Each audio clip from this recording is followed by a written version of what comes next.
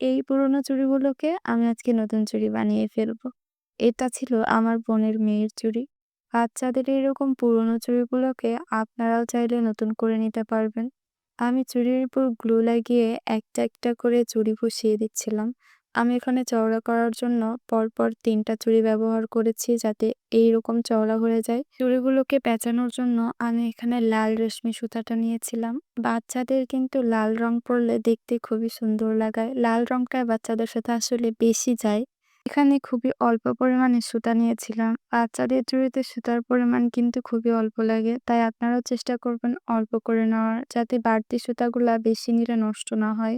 B7000 glue দিয়ে এখানে আমি সুতা আটকে নিলাম। ভালোভাবে একটু চাপ দিয়ে রাখবেন যাতে সুতা পেঁচানোর সময় খুলে চলে না আসে।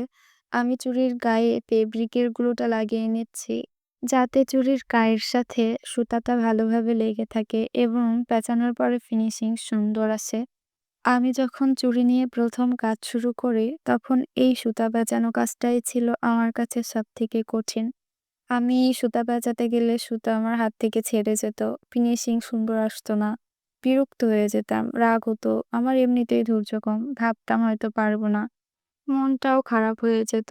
কিন্তু এখন আমি আস্তে শিখে গেছি। এখন আর আমার সুতা হাত থেকে ছেড়ে যায় না। আমার ফিনিশিংও সুন্দর আসে। একটা চুড়িতে আপনার সুতার ফিনিশিং যত সুন্দর আসবে, আপনার চুড়িটাও দেখতে কিন্তু ততটাই সুন্দর লাগবে।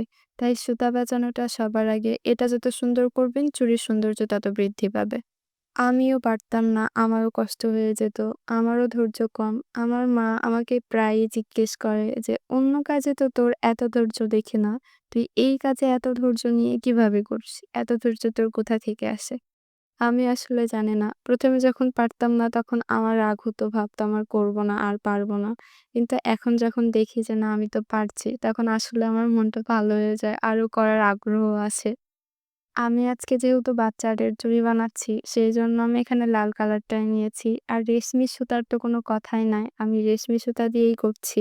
বাচ্চাদের চুড়িতে রেশমি সুতা ব্যবহার করার পর যে গ্লেজটা দিবে সেটা কিন্তু আসলে দেখার মতো। আমার সুতা পেঁচানো শেষ হয়ে গেছে। আমি এটাকে এখানে কেচি দিয়ে সমানভাবে কেটে গ্লু দিয়ে এখানে আটকে দেব। আমি এই চওড়া ২ টার সাথে আরো ২ টা চিকন চুড়ি এড করে নিয়েছিলাম। এখন দেখুন কত সুন্দর